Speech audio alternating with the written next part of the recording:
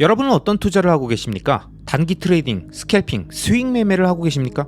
S&P, 나스닥 지수에 투자하고 계십니까? 혹시 부동산 경공매, 갭 투자, 상가 투자, 토지 투자를 하고 계십니까? 아님 재개발, 재건축 투자를 하고 계십니까?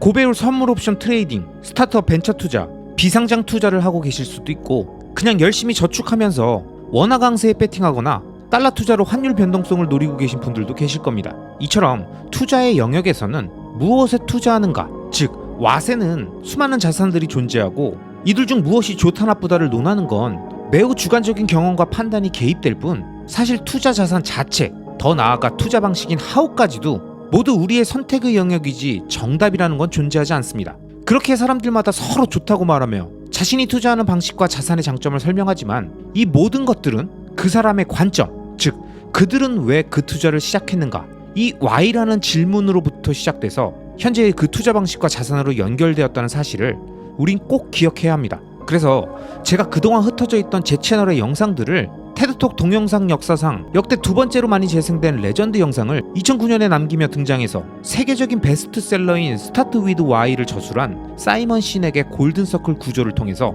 왜 투자를 해야 하는지에 대한 Y가 원의 코어에 위치하고 그 다음에 어떻게 투자할 것인가인 How, 마지막으로 무엇에 투자할까인 What을 통해서 순차적으로 제가 생각하는 투자 플랜을 설명하고 마지막으로 이 모든 개념을 종합한 최종 영상까지 총 4부작의 영상을 제작할 예정입니다. 그리고 그 시작점인 우리는 왜 이 투자를 하는가에 대한 근원적인 질문인 Y와 관련된 제 영상들을 모아 투자 플랜 총정리 1편 영상을 제작했습니다. 혹시 안 보신 분들은 위에 띄어져 있는 이 카드의 영상을 보시면서 골든서클의 첫 번째인 Y를 정확하게 이해해 주시고 경제적 자립과 시공간의 자유를 얻기 위해 무엇을 추구하는지를 살펴봐 주시기 바랍니다. 자, 그럼 두 번째 영상인 이번 편을 통해서 우리는 왜 장기 투자를 해야 하는지, 왜 우리는 비상간 자산간 분산 투자를 해야 하는지, 왜 희소하고 강력한 팬덤을 갖고 이제 막 시작된 신성장 산업의 변화들에 집중해야 하는지를, 우린 어떻게 투자를 해야 하는가라는 하우의 관점에서 그동안 제작했던 제 영상들의 엑기스만을 모아서 압축해서 정리했습니다. 이 영상을 통해 제가 말씀드리는 장기적 우상향 구조의 자산은 어떻게 발견하고 어떻게 투자해야 되는지에 대해서 명확히 이해가 되신다면 그 다음 단계인 어떤 자산에 투자할지에 대한 왓에 대한 마지막 서클까지도 자연스럽게 연결될 수 있으니까요. 이번 영상을 끝까지 시청해 주시기 바랍니다. 어마어마한 결과를 가져오기 위해 반드시 어마어마한 힘이 필요한 건 아니다. 이 구절은 제가 좋아하는 투자의 본질이 잘 설명된 책 모거나우절의 돈의 심리학에 나오는 문장입니다. 여러분은 지구라는 큰 행성을 얼리고 녹이면서 반복됐던 빙하기의 원인이 뭐라고 생각하십니까? 자, 리뷰영이님 과학 채널 아니니까 당황하지 마시고요. 지구라는 행성 자체를 얼렸다 녹였다, 그것도 주기적으로 그렇게 만들려면 도대체 얼마나 어마어마한 에너지가 필요할까요? 그리고 그런 에너지는 도대체 어디서 나왔을까요? 이 책에서는 빙하기 이론에 대해서 쭉 설명하는데요. 제가 핵심 결론만 간단히 정리해서 말씀드리면 엄청나게 큰 힘이 지구를 얼리고 녹이는 게 아니라 태양과 달의 중력으로 살짝 기울어진 지구의 궤도가 특정 시점에 평소보다 서늘한 여름을 만들고 그때 녹지 않은 얼음층이 수십 수백 년간 쌓이면서 지구 전체를 몇 킬로미터의 두께의 얼음으로 뒤덮는 거대한 결과를 만들었다고 설명합니다. 즉 얼음층을 유발한 것은 눈의 양이 많아서가 아니라 아무리 적더라도 남아있는 눈이 지속적으로 쌓였기 때문이라는 겁니다. 이게 바로 영상 초반에 말씀드렸던 어마어마한 결과를 만들기 위해서 반드시 어마어마한 힘이 필요한 게 아니라는 사실을 잘 설명해주는 사례입니다. 이걸 투자의 영역으로 비유하면 매년 가격에 오르내리는 온도에도 다 녹지 않고 조금씩 쌓인 자산이 오랫동안 누적되면 엄청나게 두꺼운 자산의 얼음판을 만든다는 사실, 즉 장기적 우상향 구조의 자산을 오랫동안 보유하며 리스크를 시간에 녹이면 조금씩 쌓인 안전마진이 미래에 엄청난 결과를 가져다 준다는 걸 설명할 수 있습니다. 그런데도 우리 주변에서 이런 얘기를 하는 사람들을 흔히 볼 수 있죠. 어느 세월에 돈 모으고 집 사냐, 물려받은 자산이 있어야 가능한 거 아니야. 월급 쥐꼬리만큼 받아서 이게 해결되겠니? 그래서 내가 그냥 오늘만 사는 거야. 그냥 마음 편하게 해. 적립식 매수한다고 해결되니? 그런 식으로는 이미 늦었어. 그런데 여러분, 우리 주변에서 이런 얘기를 하는 사람들은 어쩌면 빙하기와 같은 어마어마한 사건은 순간적으로 엄청난 에너지에 의해 발생했을 거라고 생각하며 그런 에너지가 없는 사람과 방법은 시작부터 포기하고 안 된다고 보는 거 아닐까요? 짧은 시기 동안 바로 얼려버릴 아이디어만 머릿속에서 굴려보다가 안 된다고 결론 내린 거 아니냐고요. 매년 녹지 않고 남는 얼음을 지속적으로 챙기면 그게 장기간 쌓이면서 빙하기를 만든다는 이 놀라운 자연현상의 장기 투자, 복리의 마법을 이해한 사람이라면 투자를 대하는 마인드와 생각 자체가 완전히 달라질 수 있습니다. 주식 투자의 영역에서 위대한 투자자로 추앙받는 워렌 버핏의 성공 비결을 해부한 2천여 권의 책 중에서 단 한 권도 이 남자는 75년간 투자를 해왔다 라는 제목의 책이 없다는 것만 봐도 대부분의 사람들은 투자에 있어 시간이 갖는 절대적 비중을 쉽게 간과한다는 것을 알 수 있습니다. 그리고 설령 투자에서 시간이 갖는 중요성을 정확히 파악하신 분이라고 해도 그 시간을 견딜 자신이 없고 어떻게든 그 시간을 쉽게 넘기고 짧게 단축할 생각만 집중하시는 분들도 많습니다. 장기 투자가 정답인 건 알지. 그래 알아. 근데 솔직히 힘들잖아. 안 그래? 10년 장기 투자? 아유, 말은 쉽지. 근데 자산이 반토막 마이너스 80%까지 쪼그라드는데 계속 맨정신으로 장기 투자한다? 난 못해. 아마 많은 분들이 이런 생각을 하시다 보니 장기적 우상향 구조의 자산을 발견한 다음에 망치 매매법이나 순간이동처럼 깨어보니 2030년, 이동해보니 10년 후 이런 걸 농담 삼아 꿈꾸시더라고요. 그런데 여러분, 투자는 말이죠, 장기 투자는 말이죠, 절대 수면 내시경이 아닙니다. 우리가 건강검진할 때 어떻게든 위나 장에 문제가 없는지 확인하곤 싶은데 맨정신에 내시경하는 건 너무 고통스러우니까 내가 마취돼서 자고 있는 동안 검사 다 하고 마치 순간이동하듯이 깨어보니 다 완료되어 있는 그런 장기 투자를 꿈꾼다면 이 세상에 그런 건 없다는 겁니다. 장기 투자는 맨정신에 목구멍에 집어넣는 내시경 검사 같은 겁니다. 고통스럽고 지루한 걸 알지만 미래를 위해, 내 건강을 위해 주기적으로 하고 그 과정을 모두 감내하는 자만이 엄청난 결과를 만든다는 거죠. 돈의 심리학에서는 대부분의 투자 관련 책들이 경기순환이나 트레이딩 전략, 투자 종목 등에 관한 책들인데 우리에게 정말 중요하고 가장 강력한 책의 내용은 닥치고 기다려라 이거라고 말합니다. 닥치고 기다려라. 이 멘트에 장기 추세의 그래프 하나 딱 그려진 책 하나면 충분하다는 겁니다. 쓸데없이 트레이딩 계속하고 잘못된 전략 세우고 요리조리 왔다 갔다 고개 운전해봤자 결국 제자리인데 계속 끊임없이 그런 변죽만 올리는 결정적인 이유가 복리의 개념을 직관적으로 이해하지 못했기 때문이라는 거죠. 물론 대부분의 분들은 본인이 복리를 알고 있고 복리를 이해하고 있다고 설명할 겁니다. 하지만 머릿속으로 개념적으로 이해하고 있을 뿐 복리를 직관적으로 이해하고 있는 사람은 많지 않습니다. 제가 그걸 어떻게 하냐고요? 장기 투자하는 사람이 적다는 것 자체가 가장 결정적인 증거니까요.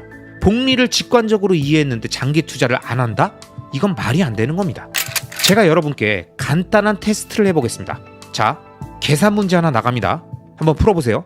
8 더하기 8 더하기 8 더하기 8 더하기 8 더하기 8 더하기 8 더하기 8 더하기 8은 뭘까요? 잘 들으셨습니까? 다시 한번 말씀드릴게요.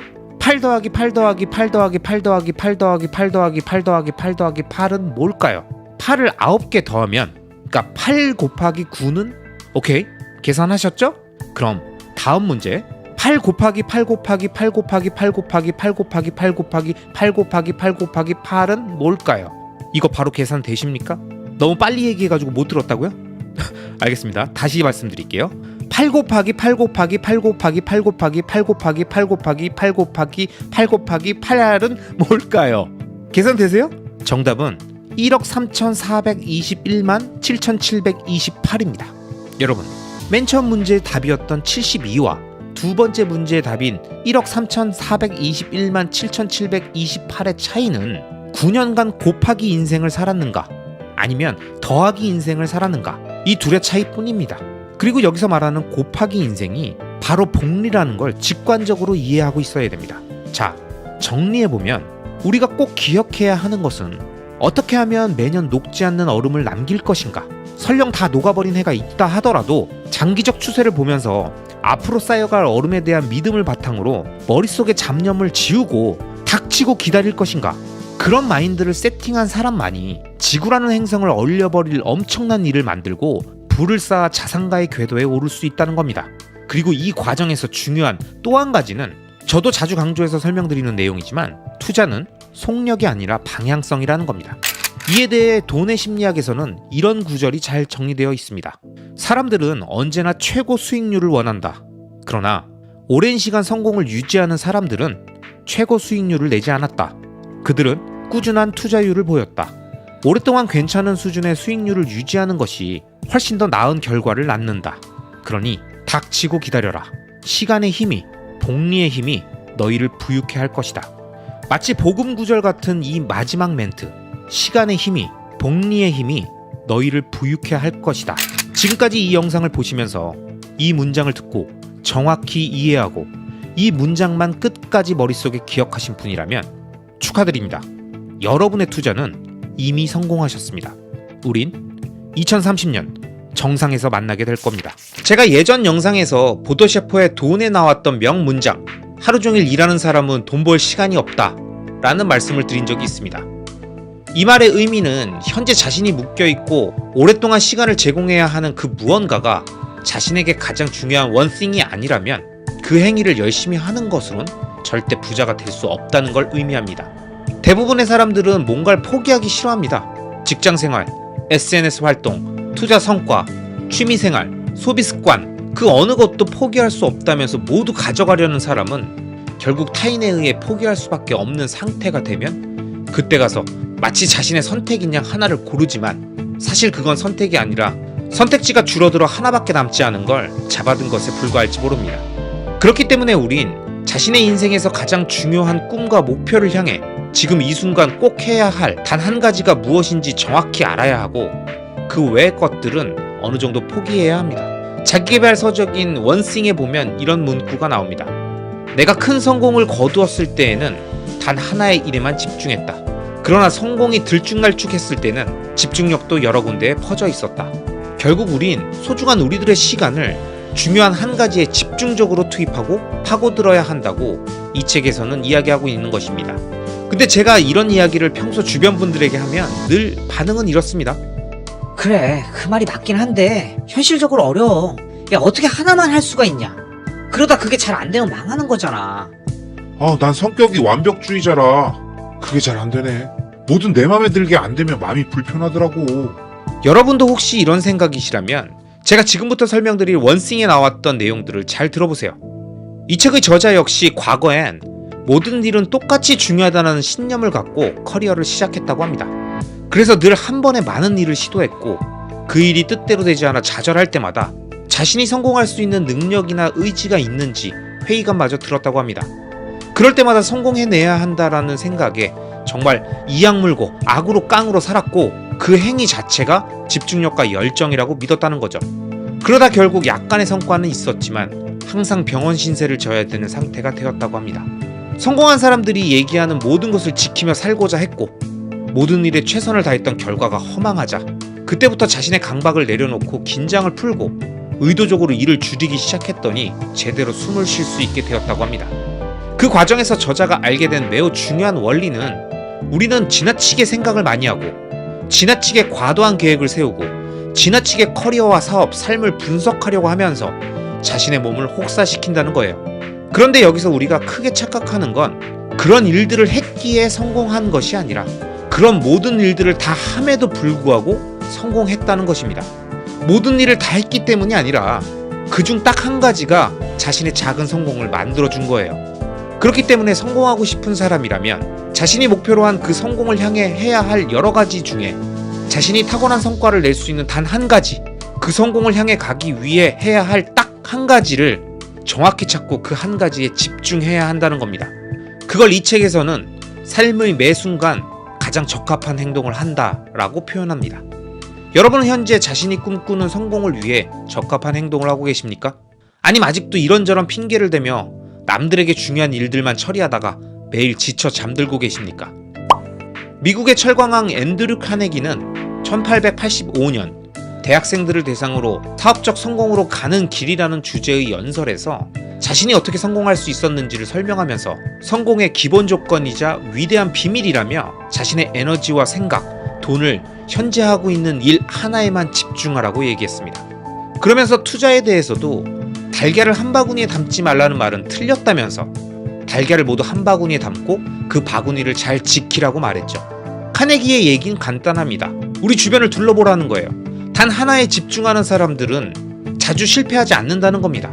왜? 바구니 하나를 잘 들고 다니는 건 쉬우니까요. 달걀이 제일 많이 깨지는 사람은 너무 많은 바구니를 들고 있는 사람이라는 거예요. 저는 이게 인생과 투자의 진리라고 생각합니다.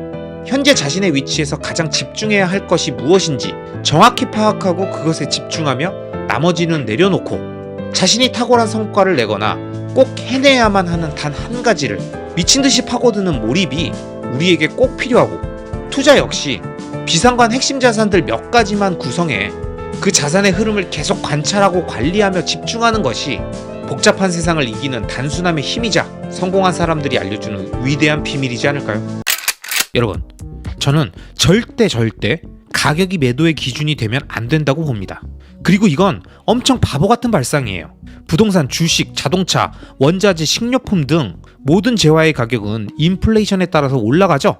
그럼 주식과 부동산 같은 경우에도 시중에 풀린 돈의 양, 즉 유동성에 따라 그 땅의 가치, 그 기업의 가치에 아무런 변화가 없어도 유동성의 힘으로 가격이 오를 수 있는데, 그렇게 올라서 목표 주가에 오면 그럼 그 주식을, 그 부동산을 판다는 거죠. 자, 팔았다고 칩시다. 그럼 그걸로 뭐 하실 겁니까? 현금 보유하고 있다가 다시 저평가되면 산다고 하겠죠? 그런데 이런 시장의 고점과 저점을 자신이 맞출 능력이 있다고 아직도 생각하고 계시는 분이 있으시다면 지금 당장 이 영상을 끄고 다른 곳으로 가시고요. 만약 그건 불가능이라는 걸 알고 계신 분이라면 결국은 판돈을 갖고 만지작거리다가 또 다른 자산 찾아서 목표 주가 정하고 저평가라고 흥얼거리면서 매수하겠죠? 그렇게 여기 갔다 저기 갔다 하겠다는 건데, 월가의 레전드 투자자인 피터 린치나 하워드 막스가 그들의 책에 남긴 이야기 중엔 이런 내용들이 있죠. 자신이 고객의 돈을 갖고 좋은 주식을 사서 목표 주가가 되면 팔고, 또 다른 주식을 사고, 또 목표 주가에 도달하면 팔고, 또 다른 걸 사고를 계속 반복하면서 시장 평균을 넘는 수익을 냈다고 좋아라 했는데, 처음 샀다 팔았던 주식의 장기 보유 수익률이 자신이 계속 샀다 팔았다 했던 것보다 높다는 걸 알게 되고 멘붕이 왔었다고 고백했었습니다. 그런데 하물며 우리 같은 일반 투자자들이 그들보다 사팔사팔을 잘할까요? 결국 사팔사팔 할수록 거래소만 돈을 벌죠?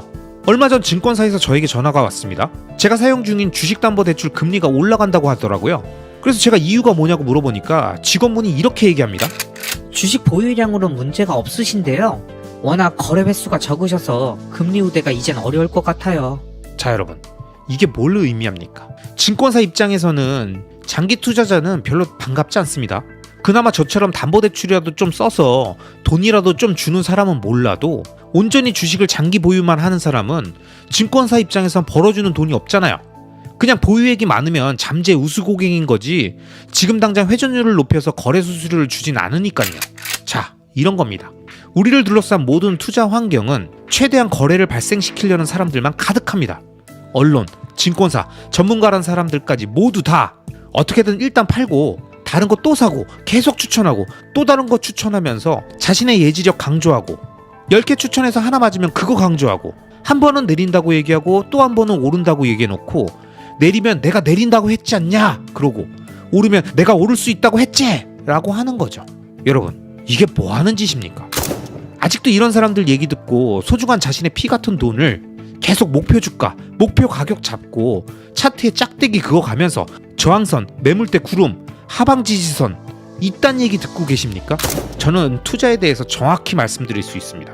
여러분, 투자는 자신의 구매력을 보존하기 위해서, 즉 지금 내가 갖고 있는 현금 10,000원의 가치를 미래에도 온전히 지금의 가치 그대로 보존하기 위해서 그 가치를 가장 잘 보존해 줄 수 있을 것 같은 자산들에 기회가 될 때마다 지속적으로 옮겨주는 겁니다.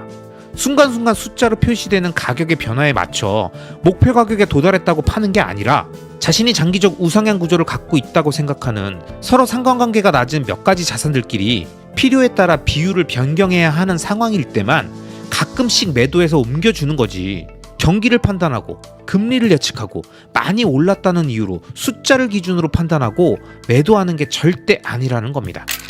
이건 마치 무슨 경우랑 같냐면요, 부루마블 게임을 하는데 가장 좋은 땅인 서울을 100만원 주고 운 좋게 샀단 말이죠. 그런데 게임 초반인데 다른 사람들이 그것도 2명이나 서울에 걸려서 200만원씩을 번 거예요. 그러니까 100만원 투자해서 400만원을 벌었으니까 400% 수익이라는 목표에 달성했다면서 서울을 파는 것과 같은 겁니다. 여러분, 아니 서울을 왜 팝니까? 다른 사람들이 초반에 많이 걸렸으니까 이제 서울의 운이 다 할 수 있다는 건가요? 이제 서울은 많이 걸렸으니까 팔고 다른 땅을 사는 게 스마트한 건가요? 이게 무슨 황당한 행동이겠습니까? 장기적 우상향 구조의 자산을 잘 발견해서 꾸준히 매집해서 의미 있는 수량을 모았는데 많이 올랐다고 파는 게 바로 부루마블 게임에서 서울을 파는 거랑 똑같은 거예요. 제가 지난 영상에서 말씀드렸잖아요. 좋은 자산은 함부로 파는 게 아니라고요. 그렇게 대충 몇 번 수익 땡기고 버릴 종목이 있고 오랫동안 지속적으로 가져가야 되는 자산이 있잖아요. 그런데도 목표 주가라는 인플레이션으로 가만히 있어도 계속 올라가는 숫자에 불과한 가격에 반응해서 좋다고 하면서 팔면 결국 또 다른 자산 찾아 매수하고 또 목표 주가 정하고를 계속 반복하면서 거래소에 수수료 두둑히 챙겨주고 정신없이 매매했더니 나중에 보니까 원래 처음 보유했던 그 종목의 수익률이 더 높은 상황이 연출된다니까요. 그러니까 정말 투자 초반에 아무것도 모르고 매수했거나 실수로 잘못 매수했던 자산이 아니고 열심히 공부해서 장기적 우상향 구조를 확인하고 믿음을 갖고 매집했던 좋은 자산이라면 괜히 남 좋은 일만 시켜주지 마시고 숫자에 불과한 가격에 반응하지 마시기 바랍니다. 제가 좋아하는 트레이더인 두물머리 천영록 대표님이 예전에 한 영상에서 이런 얘기를 하셨습니다. 참고로 이분은 트레이더이시기 때문에 지금 말씀드리는 이 분야에선 아주 선수십니다. 자, 들어보세요. 투자자들이 어떤 자산을 매수했을 때 가장 극도로 공포감과 희열을 느끼는 구간은 바로 매수한 이후에 플러스 마이너스 10에서 20% 구간이라고 합니다. 즉 사자마자 10% 수익, 10% 마이너스 또는 20% 수익, 20% 마이너스, 이 구간이 가장 짜릿하고 흥분이 되는 구간이라는 거죠. 그런데 희한하게도 이 구간을 지나서 수익이 30%, 40%가 돼도 그 감흥이 10%, 20% 구간만 못하고 손실 역시 마이너스 20% 구간을 지나서 마이너스 30%, 마이너스 40%가 돼도 좌절감이 배가 되지 않고 무덤덤해진다는 거예요. 자, 여러분, 이게 뭘 의미할까요? 우리가 투자의 세계에서 심리적으로 안정감을 가지려면 어떻게 해야 한다는 얘기일까요? 느낌이 오십니까? 바로 투자자가 가장 극도로 긴장감을 느끼는 플러스 마이너스 10에서 20% 구간을 가장 적게, 즉 최소로 경험하는 게 가장 유리한 투자라는 겁니다. 그런데 맨날 샀다 팔았다를 하면 어떨까요? 계속 이 극도의 긴장 구간인 10에서 20% 구간을 경험해야 되죠? 그럼 한두 번은 성공해도 이 극도의 긴장감을 반복하면 늘 실수를 하게 되어 있습니다. 이게 얼마나 에너지 소모가 많은 행동이에요. 당연히 이 행위를 반복하면 피로도가 쌓이고 결국 말도 안 되는 실수를 언젠간 하게 됩니다. 그럼 반대로 가장 좋은 방식은 뭐겠어요? 바로 이 플러스 마이너스 10에서 20% 구간을 넘겨서 장기 투자로 한 종목이 100% 이상의 수익률, 즉 세 자릿수의 수익률을 만들면 그때부터는 심리적으로 수도승의 상태와 같은 평정심을 갖게 되고 가격의 변동에 무덤덤해진다는 겁니다. 그러니까 장기 투자의 대장정을 진행 중인 우리가 해야 할 일은 좋은 자산을 좀 더 많이 먹겠다고, 팔고 밑에서 사서 수량 늘리겠다고 계속 샀다 팔았다 하면서 마의 10에서 20% 구간을 반복하는 것이 아니라 지속적으로 매집하면서 장기로 끌고 가서 최대한 빨리 세 자릿수 수익률을 만드는 게 투자를 유리하게 이끄는 방법이라는 겁니다. 그러니까 결국 투자에서 가장 큰 적은 언론도, 파월도, 금리도, 세력도 아닌 자기 자신입니다. 계속 사팔사팔하면서 콩고물에 집착하는 자기 자신이 장기 투자의 최대 빌런인 겁니다. 그러니까 여러분, 좀만 오르면 정신 못 차리고 본색을 드러내는 자기 내면의 빌런을 잘 다스리면서 최대한 장기 투자의 연속성을 이어가면서 투자한 자산의 누적 수익률을 세 자릿수로 만들어서 수도승의 마인드로 진정한 보유자의 영역으로 들어갈 수 있게 최선의 노력을 다하시기 바랍니다. 우리가 이것만 해주면 그 외의 모든 리스크는 시간이 녹여 수익으로 치환해 준다니까요. 제가 계속 말씀드리잖아요. 아시겠죠? 우리 투자업계에서는 가끔씩 누군가 매우 뛰어난 예측을 해서 유명해집니다. 하지만 보통 그런 예측을 반복해서 맞추는 걸 보긴 힘듭니다. 그래서 제가 말씀드리는 건 금융업계에서 운 좋게 한번 맞춘 사람들은 차고 넘친다는 겁니다. 그리고 한 번 예측이 맞았다는 것도 아무 의미가 없습니다. 왜냐면 다음 예측도 의미 있을 거라고 알 수 없기 때문이죠. 이게 사실이고 거의 아무도 연속으로 2번 이상을 맞추지 못합니다. 투자는 돈을 걸고 하는 게임과 같은 겁니다. 자신이 열심히 일해 어렵게 모은 돈을 자신이 맞다고 판단하는 어떤 방향에 배팅하고 그 결과에 따라 손익이 결정되는 구조이기 때문에 자신이 어떻게 해야 될지 정확하게 모르겠다면 일단 지르고 보자. 더 그럴싸한 얘기, 더 목소리 큰 사람 얘기 한번 믿어보자. 이게 아니라 자신이 정확하게 구조를 이해하고 의견이 생길 때까진 큰 돈을 투자하지 않는 것이 좋습니다. 그럼 우리는 어떻게 투자를 해야 할까요? 투자의 방법론과 철학에 대해서는 여러 가지 의견들이 있습니다. 가치 투자, 성장 투자, 장기 투자, 시세 추정 투자 등등 기간이나 방식, 투자의 관점에 따라 다양한 투자 방법들이 있어서 무엇 하나만 정답이라고 할 수 없습니다. 하지만 저는 그 중에서 시장은 장기적으로 우상향한다라는 자본주의에 대한 긍정적인 생각을 바탕으로 오랜 기간 투자를 유지하는 장기 투자자이고 빠른 성장성을 갖는 금융자산들과 확실한 안정성을 담보해주는 부동자산들에 모두 투자하는 토탈 인베스터로서 장기적 관점을 갖고 투자의 철학을 논하는 현인들의 이야기에 언제나 귀를 기울이고 있습니다. 하워드 막스, 1640억 달러, 하나로 약 230조 원을 운영하는 오크트리 캐피털 매니지먼트의 회장이자 전세계 가치 투자자들이 믿고 따르는 투자의 현인으로 그가 메모 형식으로 고객들에게 보내는 편지에 담긴 투자의 해안이 엄청나 워렌 버핏도 메일함을 열었을 때 하워드 막스의 메일이 있다면 가장 먼저 열어본다고 하는 현존하는 위대한 투자자 중 한 명입니다. 제가 요즘 읽고 있는 그의 책 투자에 대한 생각에는 가치 투자자로서 그가 생각하는 좋은 자산을 매수하기 가장 좋은 시점에 대한 통찰이 잘 담겨 있어 이 영상을 통해 공유하고자 합니다. 잠깐! 한창 재밌어지려는 이 순간 바쁘시겠지만 잠시 짬을 내 구독과 좋아요 부탁드리겠습니다. 여러분, 하워드 막스는 이렇게 말하고 있습니다. 단언하건대 가격과 상관없이 강제로 매각해야 하는 사람으로부터 매수하는 것보다 더 좋은 것은 없습니다. 그렇기 때문에 투자자라면 이 두 가지를 생각해 봐야 합니다. 첫째, 어쩔 수 없이 팔아야 하는 사람한테 사고 어쩔 수 없이 사야 하는 사람한테 파는 상황은 흔치 않으며 경제 위기나 거품이 발생하는 극단적 상황에서만 발생하는 것입니다. 둘째, 어쩔 수 없이 파는 사람한테 사는 것이 최고의 상황이지만 반대로 자신이 어쩔 수 없이 파는 사람이 되는 것은 최악의 상황인 겁니다.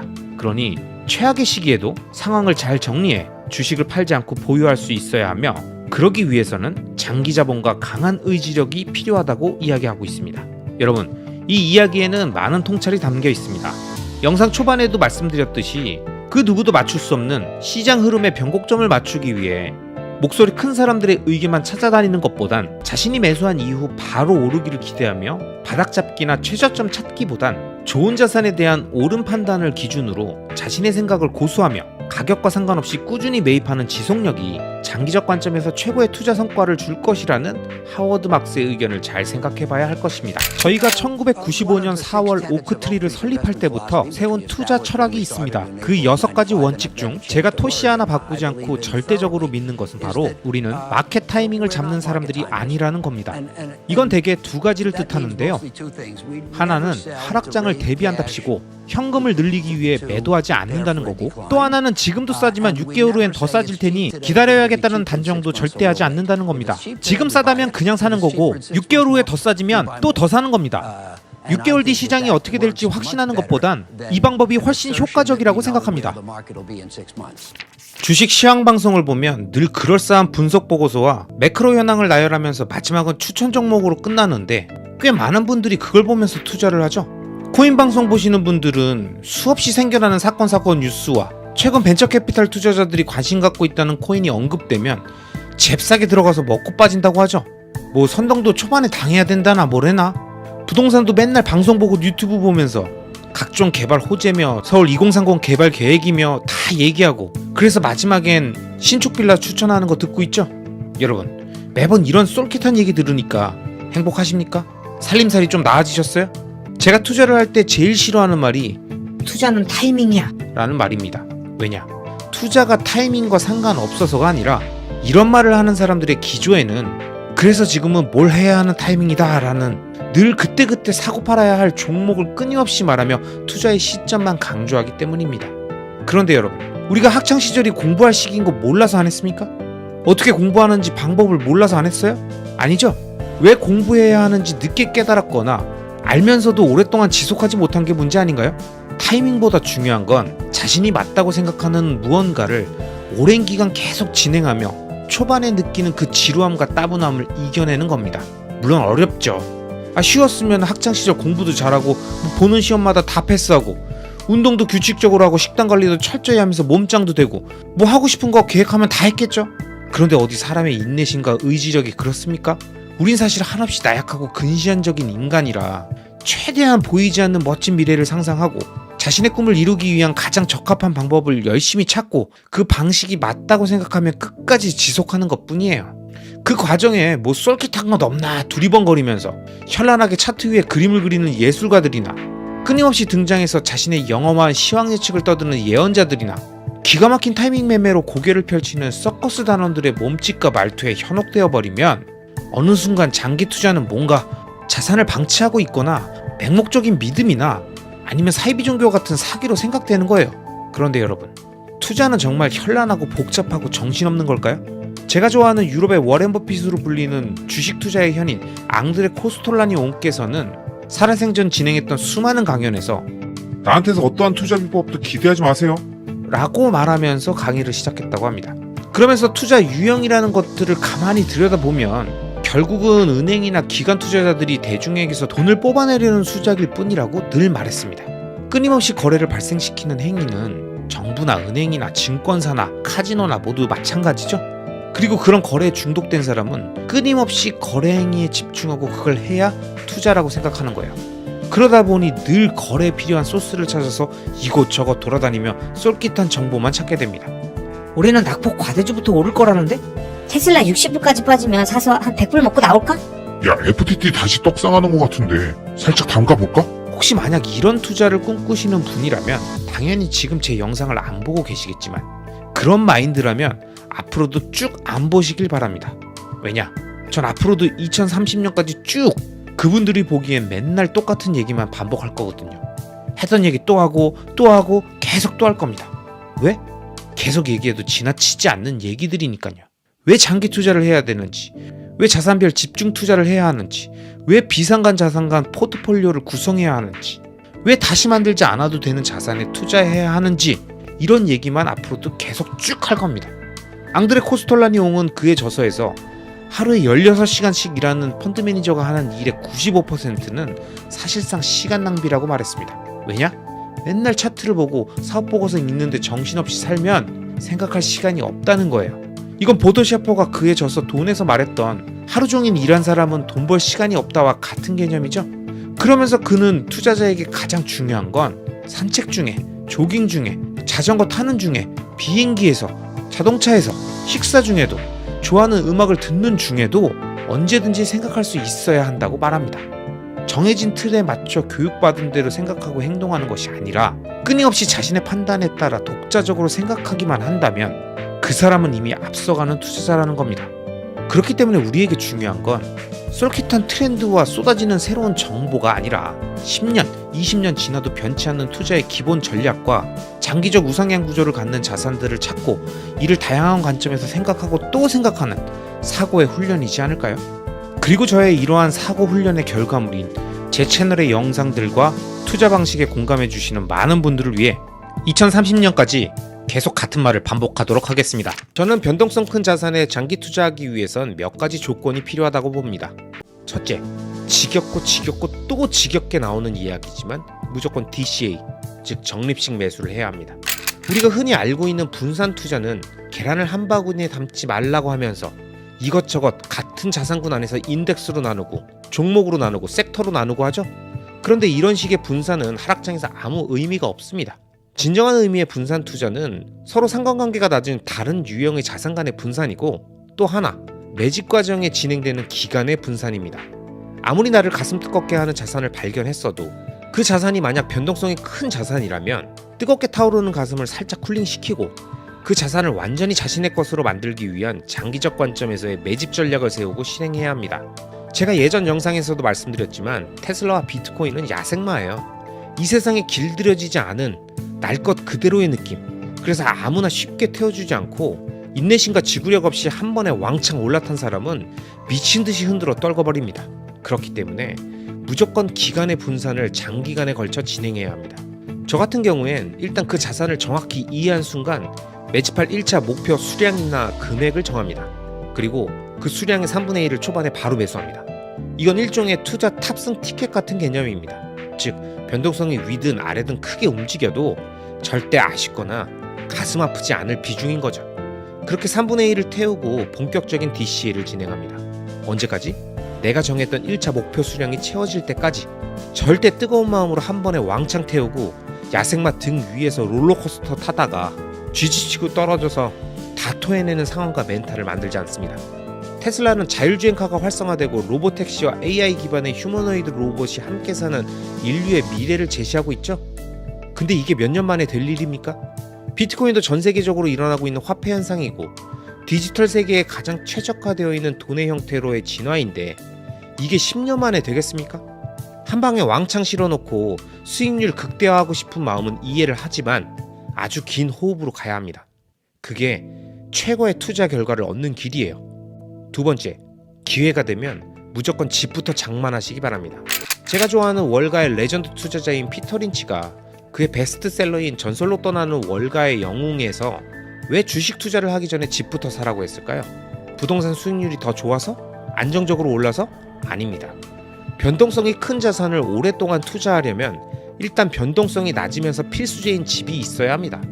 만약 집이 없는 상태에서 변동성 큰 자산에 투자한다면 시간이 지날수록 상승하는 전세나 월세 부담으로 변동성이 큰 자산의 부분적인 매도 시기를 고민해야 하고 원치 않은 타이밍에 목돈이 필요한 경우도 생깁니다. 마치 미래를 향해 계속 앞으로 나가고 있는데 현재에서 계속 뭔가 날 잡고 있는 느낌이랄까?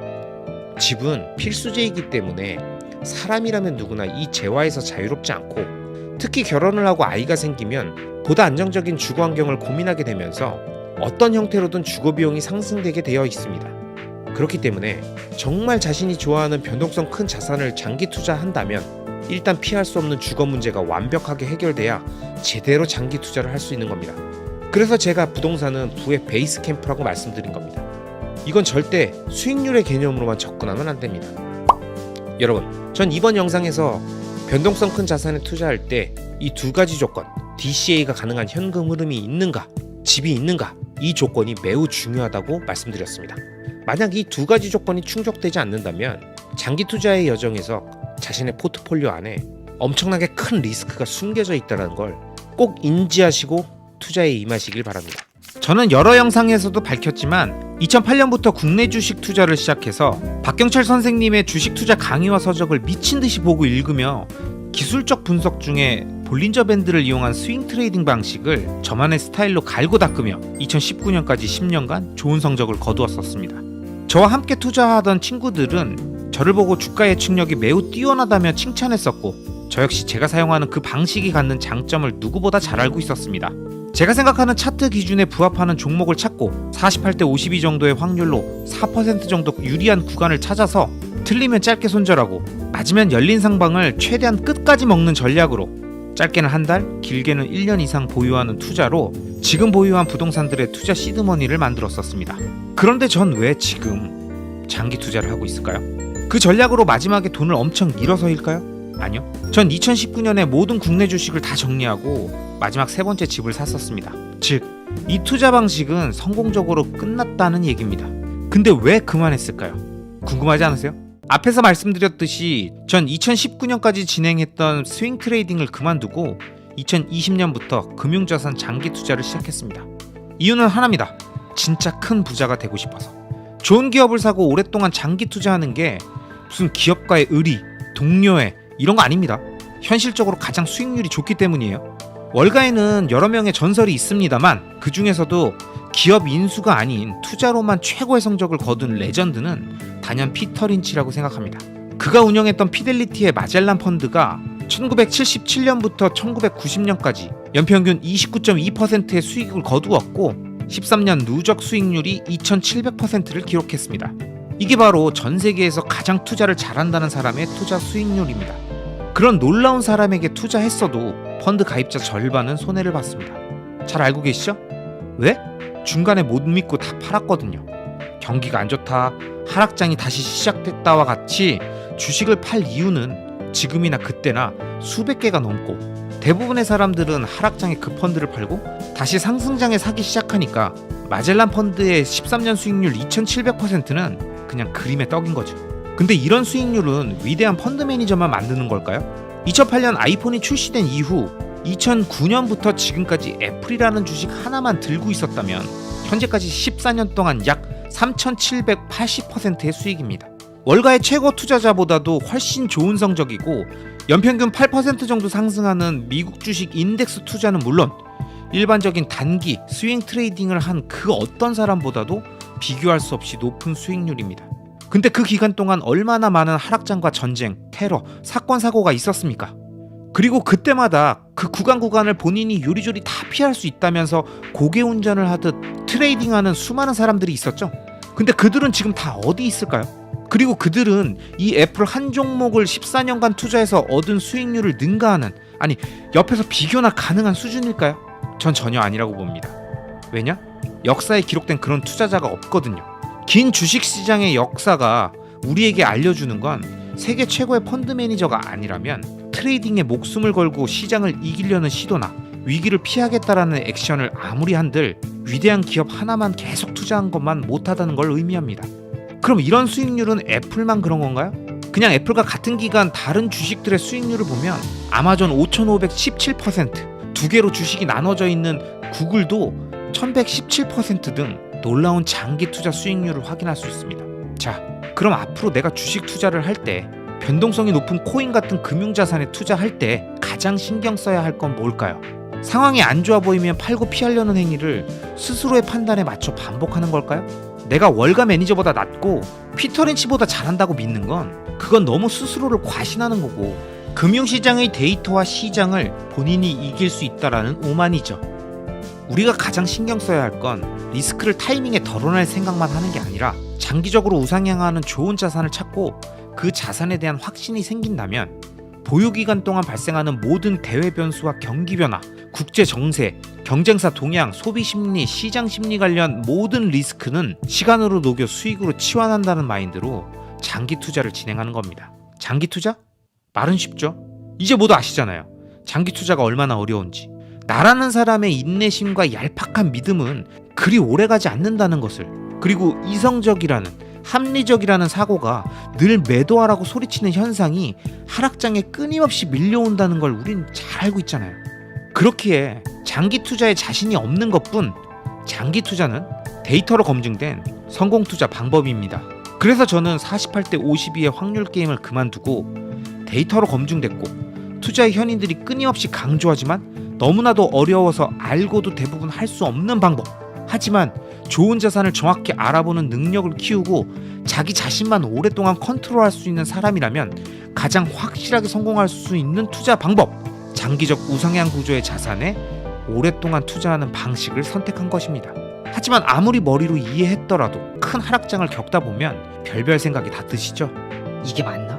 내가 너무 안일했나? 이런 생각을 하고 있는데 옆에서 쇼쳐서 돈 벌었다, 내릴 줄 알고 팔아서 밑에서 줍는다, 무조건 장기 투자는 답이 아니다, 뭐 이런 얘기들 많잖아요.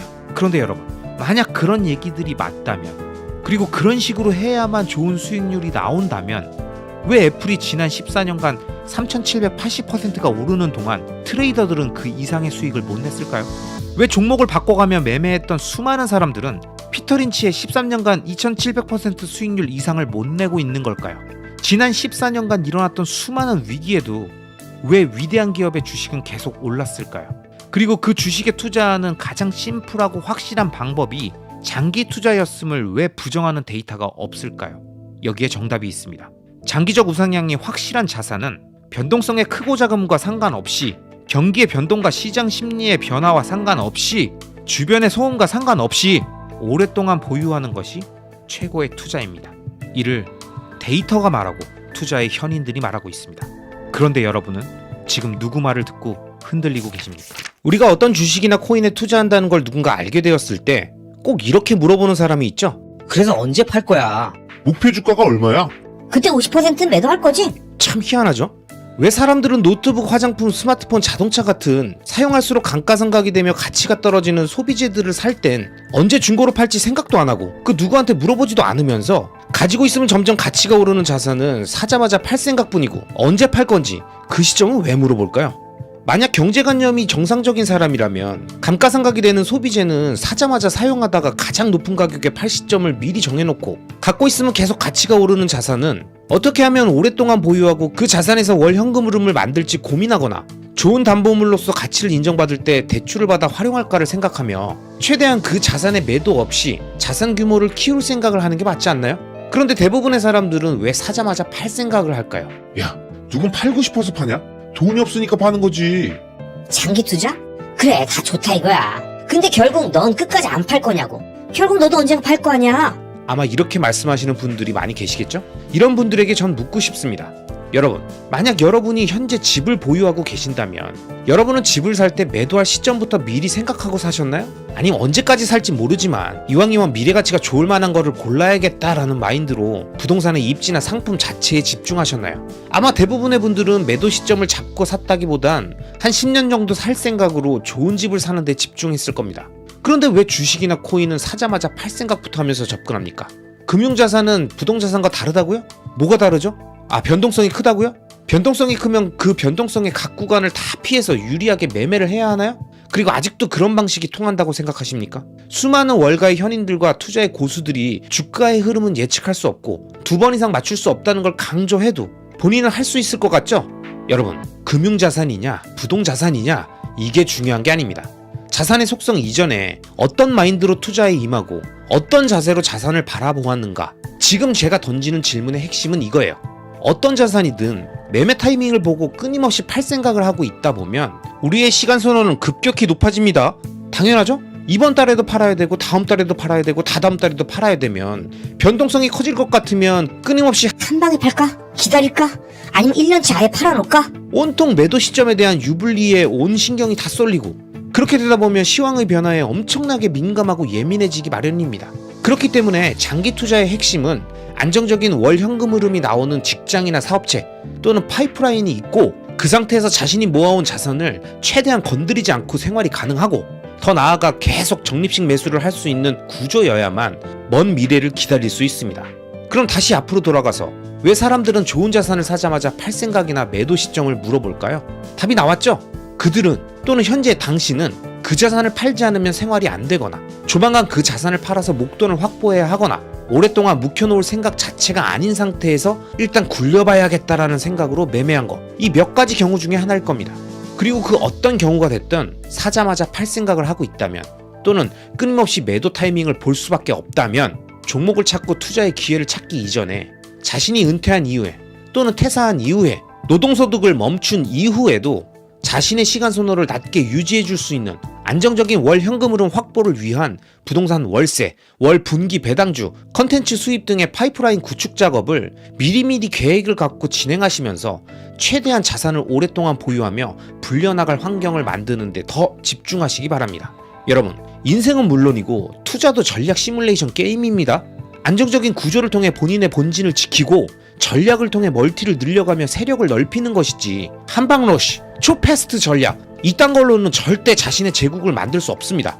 지금 우리에게 중요한 건 좋은 자산을 언제 팔지 목표 주가를 얼마로 잡을지가 아니라 지금 모아가는 자산들을 이용해 파이프라인을 만들고 월 현금 흐름을 확보해 자산을 지속적으로 불려갈 수 있는 구조를 만드는데 최대한 집중해야 합니다. 매도 시점? 목표 주가? 그딴 건 다 필요 없습니다. 저 역시 많지 않은 나이지만 저보다 젊은 후배, 지인분들께 늘 이렇게 얘기합니다.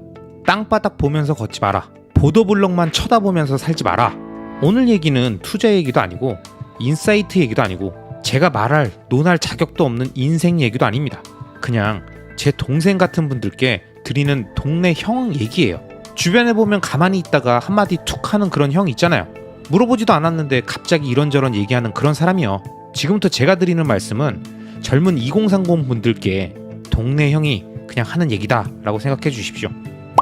사회로 나와서 열심히 살아보겠다고 회사 생활 빡시게 하고 재테크 하겠다고 먹을 거 안 먹고 쓸 거 안 쓰고 아껴가면서 매달 몇십, 몇백만 원 모으면서 투자하면서 제가 말하는 영상들 보면 뭔가 부자로 가는 길이 보일 것 같다는 생각에 가슴이 웅장해졌다가도 시간이 몇 개월 지나고 1년이 돼도 지지부진한 수익률과 계좌잔고 보니까 갑자기 한숨이 나오시죠? 안 그러려고 하는데 이런 식으로 가다간 돈이 안 모일 것 같죠?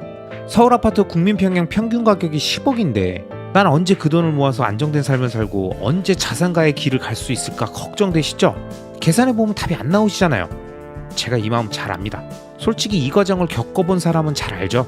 결혼하자마자 부모님이 집 마련해주고 맞벌이하면서 적당히 쓰고 남는 거 모으는 그런 여유가 있는 사람이 얼마나 되겠습니까?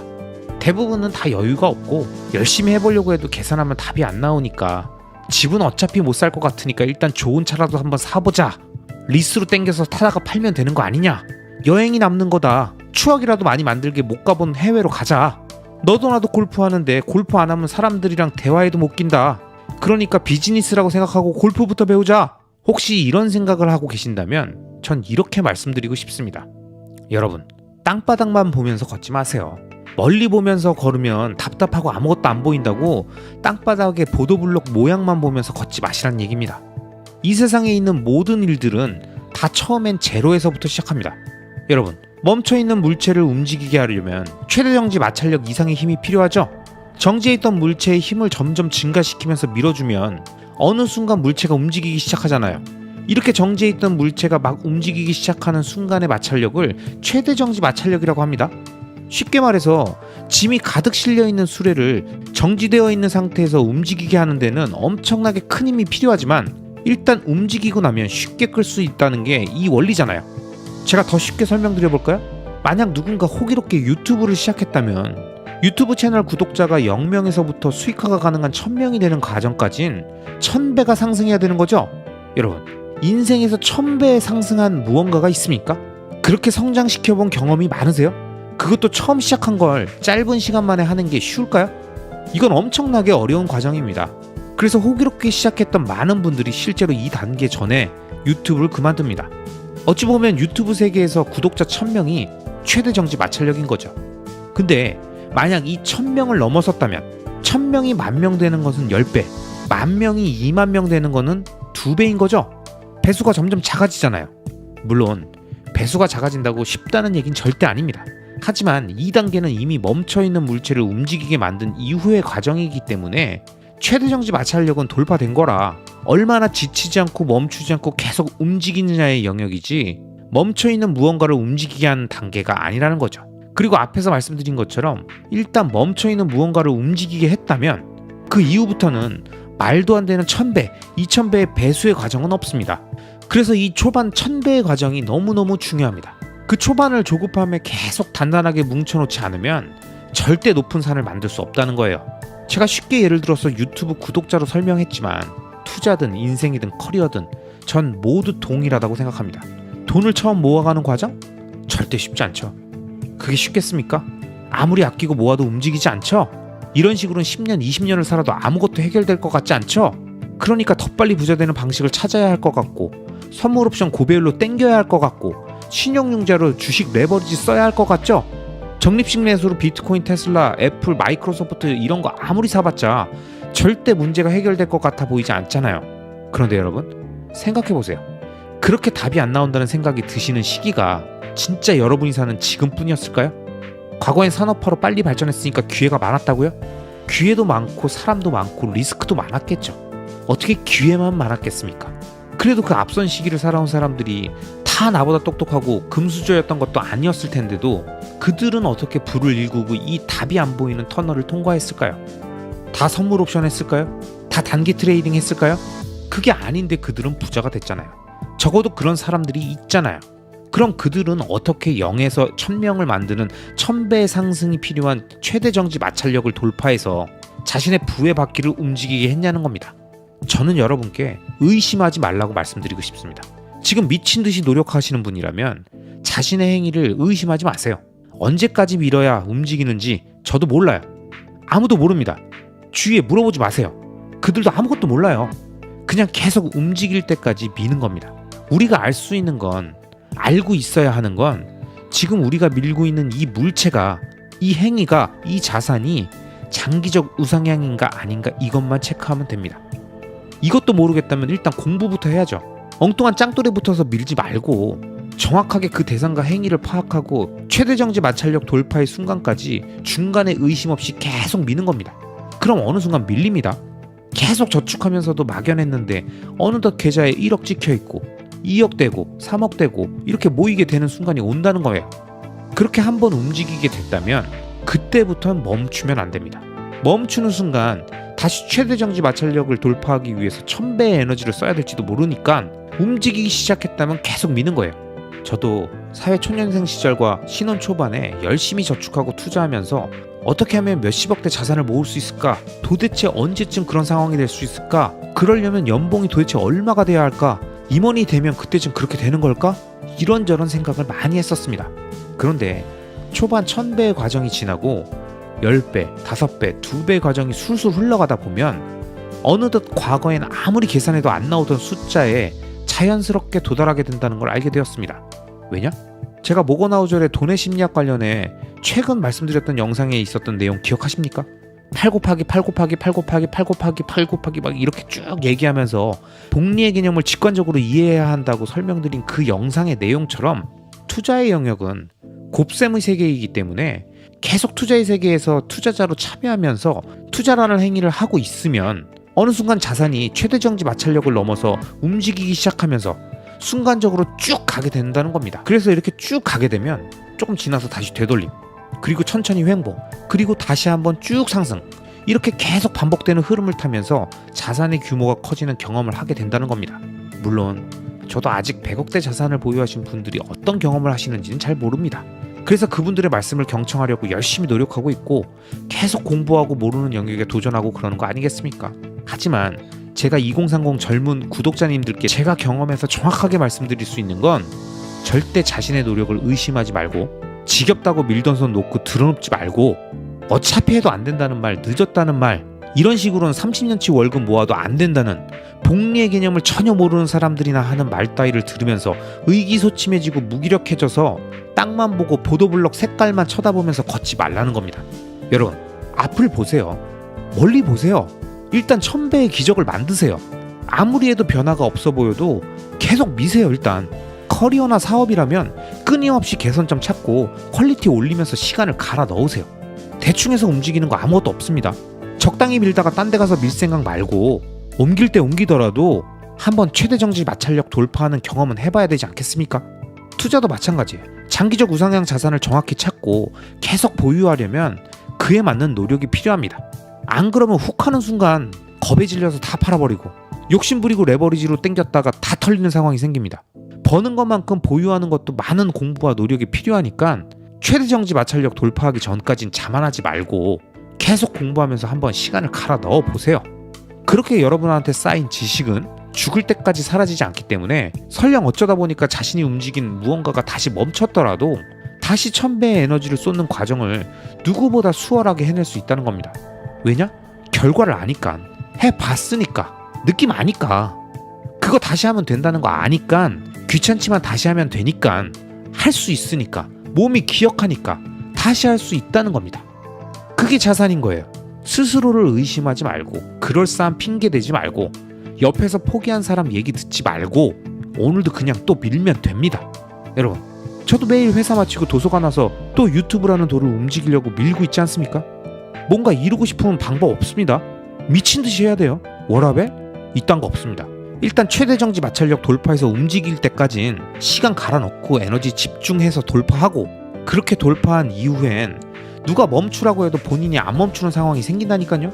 근데 지겨워서 하기 싫으면 그때 가서 그만하면 되니까 지금은 끝까지 한번 해보자는 겁니다. 제가 이렇게 말씀드려도 자신이 그만해야 되는 이유 그럴싸하게 얘기하면서 들어 누우면 그건 답 없는 거예요. 저처럼 누군가 듣기 싫은 얘기 해줄 때 그때 못 이기는 척 한번 다시 일어나서 놓았던 손 다시 대고 한번 쭉 밀어보세요. 아시겠죠? 아마 이 영상을 보신 많은 구독자님들은 충분히 이해하셨을 거라고 생각합니다. 그럼 오늘도 끝까지 시청해주신 모든 분들을 리스펙합니다.